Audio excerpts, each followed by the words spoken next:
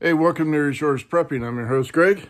By now, I'm sure anybody that has a TV or computer or something has come across the incompetent installed Brandon in chief and has discovered that he has at least 3 caches of classified documents. And, of course, to be expected, the lying Democrats are saying, he didn't do what Trump did. It doesn't matter. It does not matter. He's an incompetent, doddering fool that should be impeached either through the 25th Amendment and forced to take one, and open results by at least 2 different appointed doctors not affiliated with the Democrat Party or donors. He should be removed from office. But let me ask you something. What if, and there's a lot of speculation, why now? Why are they discovering the documents now 2 years into his presidency? What's behind that? You hear a lot of newscasters saying, well, it's because he's considering running for re-election and he's made such a mess of things. They lost the House and everything else like that. And this is to dissuade him. No, I disagree. It may be part of it, but now he is facing criminal liability. Now, whether there'll be any repercussions from the Department of Justice will be doubtful. It depends on how far the deep state wants to throw him under the bus and back it over him.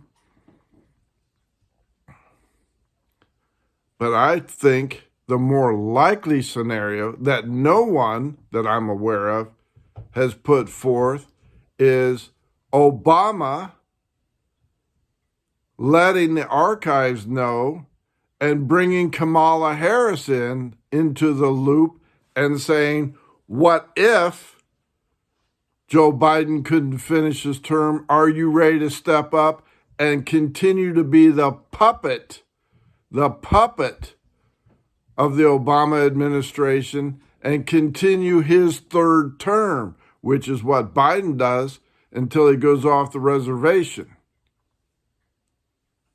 Think about that. What did Kamala Harris know, and when did she find out about it? How long has she known, if at all, about the classified documents? Obama backed Harris for president. Obama's the one that got her picked as vice president. Think about that. What if Joe Biden were unable to continue his presidency, either forced to resign, removed from office through the 25th Amendment, or just isn't able to complete it for whatever reason? What would Kamala Harris bring to the table? Who would she bring to the table? And I'm wondering if her vice president wouldn't be Michelle Obama. And then have Michelle Obama run for president against Trump in 2024. Did you think about that curveball? Joe Biden has done such a miserable job in destroying America, the American people, divided this country even further, which doesn't mean anything to Obama. He wants a divided country. But it can't be so hate-filled that there's a civil war brewing. So remove Joe Biden from office, which I predicted 2 years ago. He would be removed from office by any means. Put in the dumbass vice president. Then she brings in Michelle Obama, which guaranteed continues his 3rd term. Kamala Harris couldn't even get 1% of the vote, but Michelle Obama running against Donald Trump certainly would.